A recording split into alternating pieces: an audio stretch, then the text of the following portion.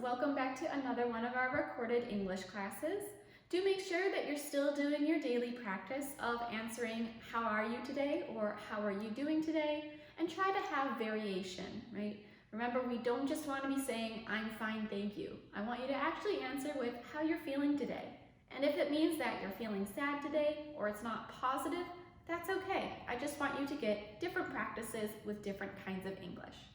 Remember to use your second one as well to just check outside and see if you can answer what is the weather like today or what is the temperature today. Now we've already done a couple of these recorded classes, so I'm sure you already know what we're going to be doing today, but I still do have a bit of a schedule so that you can prepare. So the first thing we're going to do is a little bit of a warm-up game, which I'll introduce to you shortly. Now to save on time, we're only going to do a couple of rounds, but usually I would give you a few more rounds of practice. So this is a very simple game that we can duplicate in the future if it's a game that you enjoy. After that, I am going to introduce the new material to today. It is part of the lesson continued from our last video clip. So this is going to be related, but it will also be some new material. After that, we're going to do our listening practice and then a speaking activity. So I'm going to go ahead and get started with our warm-up.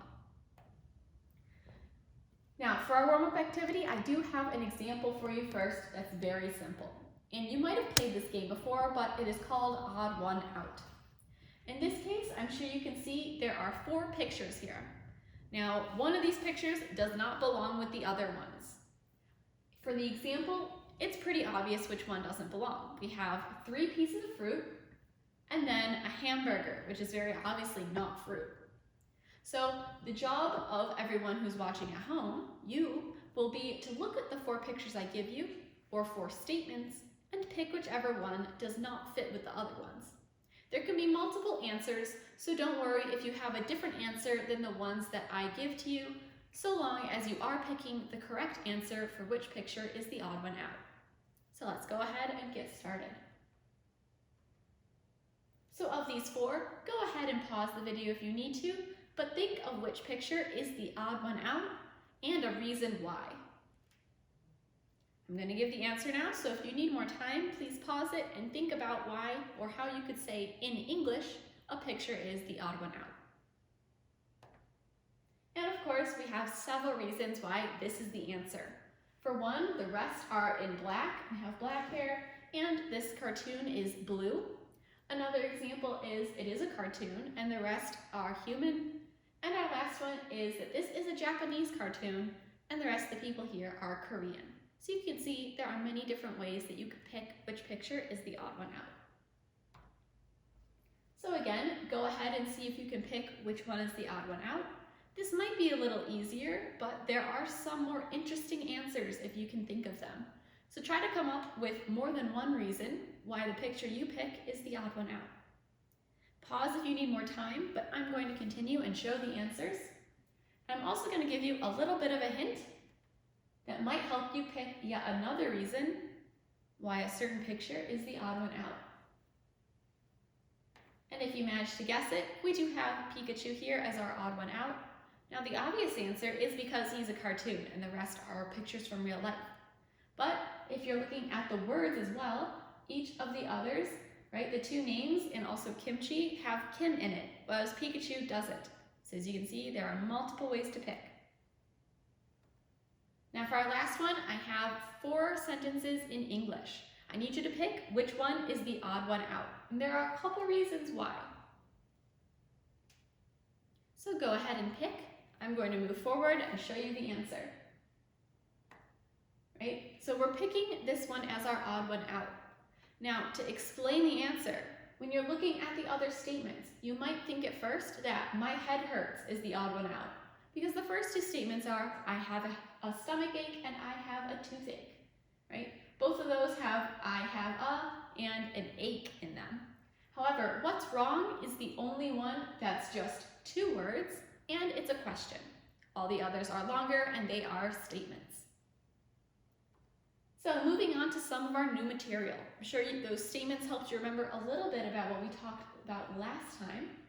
But this time we're going to be giving advice through recommendations or suggestions. Now to say I recommend, Suggest that what you're going to say is something that you've done before or something that you know for a fact will help. So it can either be something personal that you have experienced or something that's a very commonly known fact. So it can be general advice for everyone or personal advice if you're talking with a friend.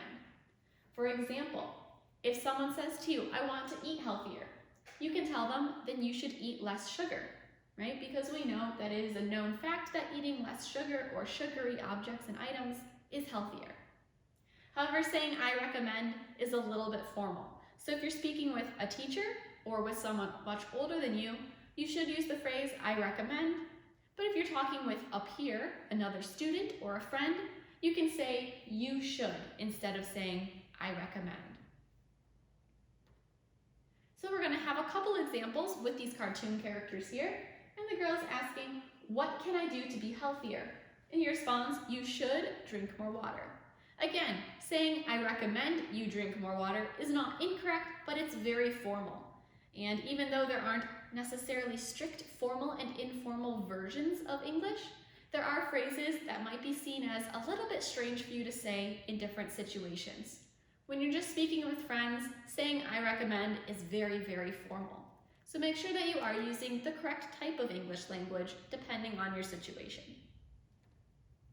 Now she asks a different question. This time she's saying, what can I do to speak better English? Now there are multiple ways that he can answer, which is important because I want you to all realize that there are multiple ways that you can answer these questions in English. There can always be more than one answer to a question or more than one way to say it. So in this case, he has 4 different answers he can use. The one that he does say is you should watch movies in English. However, on the side, you can see there are some more answers. You should read books in English. You should practice your English with friends. You should pay attention in English class, right? But I'm sure you can think of even more examples. You could say you should listen to English music, right? So there are many ways that you can answer these types of questions. Just because I don't have your answer up on the board, because I didn't think of it, doesn't mean that you're necessarily wrong. Now, this one's a little bit different. She's not asking for advice, but she is talking about a problem she has. She's saying, I'm always late for school. And her friend says, you should get up earlier for school, right? So when you're with friends, even if somebody doesn't ask for your advice, you can still give it to them. But it's important to note that this is really something you can only do with friends or people your own age. If you automatically give advice to someone older than you, it might be seen as a little bit rude. But for the sake of practice, you can just give advice to your friends when speaking in English. Now, if you remember last time, we had an activity with these comic characters where I had you answer for the second panel what sort of problem these characters might have, right? We had in our first panel, we had someone ask, how are you? Or you don't look too good, what's wrong? And I had you fill in the second panel on your own. Now in this case, I filled it in for you, but we're gonna add a third panel. And in this third one, we're going to give some advice. So our first girl asks, what's wrong? You don't look good. And as you should know as the answer from last time, the second girl says, I have a stomach ache. Now we're going to be giving her some advice, right? This girl says, you should go see the doctor. Now, saying you should go see the doctor is perfectly correct, but let's say that in your own experience, when you've had a stomach ache, your parents have done something to help you to get rid of your stomach ache, or that helps you. In America, it's very common if someone's stomach is upset, they will drink a drink called ginger ale, which is supposed to settle down their stomach and make it not upset anymore.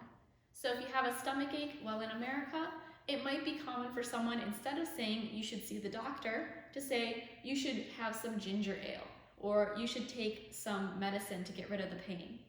So depending on your personal experiences, you can give more diverse answers. Now again, we do have another question and answer here. What's wrong? Are you hurt? Very clearly the boy's hurt, and he says, I scraped my elbow open. Now you can say, I cut my elbow, or I hurt my elbow, but in America and with English, if you hurt your elbows or your knees, it's very common to say that you scraped it open. In this case, she's giving advice saying you should put medicine and a bandage on it. So we're going to do a little bit of a listening practice now, which is very similar to the practices we've done before. This is an activity from your book, but I will also provide the images on screen so you don't need to look for your books. Just listen to the statements that I'm going to give you and choose the correct pictures based off of the recommendations that we're going to be listening to. Feel free to listen again to the video or to pause it to think about what you listened to. I always forget my parents' birthdays. You should make a note on your smartphone. I don't have time for breakfast. You should get up early. So go ahead and choose the correct answers. Pause the video if you have to, but I'm going to continue and show the responses. And we know that these two pictures are the correct ones. The girl marking a date in her smartphone and the girl waking up earlier in the morning to eat breakfast. While you might have heard that birthdays were mentioned, like in the middle panel, that picture doesn't reflect the recommendations made. For the second one, I just want you to listen to the speech that I'm going to give. I'd like you to pick the correct choice for what is the recommendation of this speech. Today's topic is your health. Many students do not eat enough fruit and vegetables. They have lots of vitamins. For example, oranges have lots of vitamin C. Also, carrots are full of vitamin A. So you should eat fruit and vegetables every day. Go ahead and listen a second time if you need to, but I'm going to go ahead and show you the answer. And of course, we did not hear fast food mentioned, but the speech was recommending you eat fruit and vegetables every day. Now, as a bonus question, let's see if you can answer. Do you remember which fruit has lots of vitamin C? Now, if you can already answer on your first try, excellent. You have really good English listening skills. But if you need to go back and listen a second time to answer, that's also perfectly all right. So I'm going to go through a little bit of our activity for today. Now, we are going to have a single scenario, but this is just to give you multiple ways to answer the same problem. So in this scenario, Gio's dog is missing. So we're going to help him find his dog by giving him some advice. Do use your answers based off the pictures on the screen, but if your answer is phrased a little bit differently than mine, that's okay. Just make sure that it is good, correct English and that it's accurate to the pictures I'm about to show you. So in this case, starting with the words you should and finishing the phrase, let's give him some advice on what he should do to help him find his dog. Do make sure that you're using full sentences. Go ahead and pause the video if you need to form your sentence and practice speaking it out loud in English. So we are getting that speaking practice in. That's important. I'm going to go ahead and we'll talk about the answer, but if you need more time, feel free to pause. Now in this case, we can say, you should tell the police your dog is missing. Right? Based off of the picture, speaking with a policeman, that's the advice we're going to give. For our second one here, again, based off the picture you can see, try to make a full English sentence, starting with you should, and give Gio some advice on what else he could do to help find his missing dog. Feel free to take this moment, pause the video, and practice a little bit more. Now, in this case, I chose my answer to be, you should put up missing posters. You could also say you should put up lost posters, you should offer a reward, or you should spread the news that your dog is missing, right? So that more people can look. So there are many ways you can answer, just make sure it is based off the picture.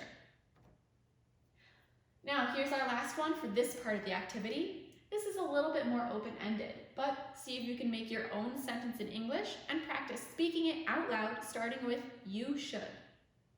Go ahead and pause and really make sure that you're using a full sentence in English.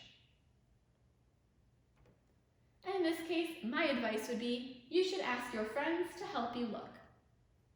Now, in the second part of our activity, this is a little bit different, but we're still going to be giving advice and we're still going to use you should at the beginning of our phrases. Now for this one, we're still looking for the missing dog, but we have a little bit of a map here, right? Map of town.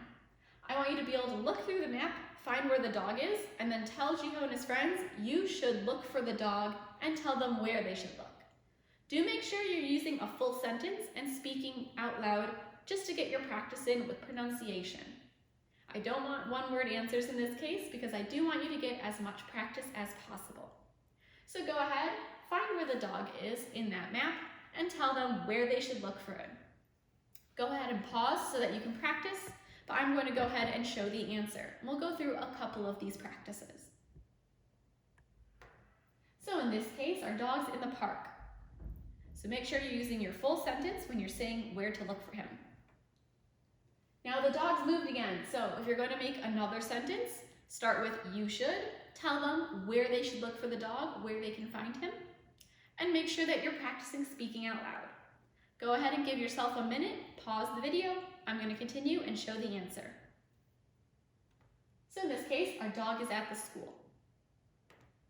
Now the dog's moved again, so make sure that you are using your full English sentence. Start with you should and tell them where to look. Pause the video so you can get your practice in.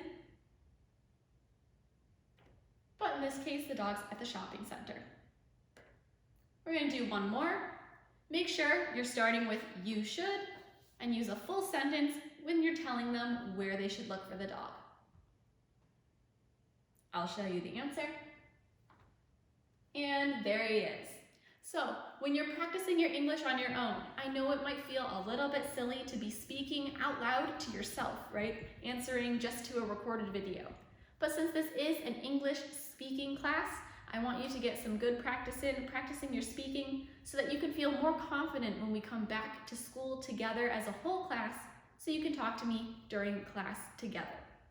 So I hope you enjoyed this, another English speaking class together. I will see you next time, and I hope you have a good week. Bye!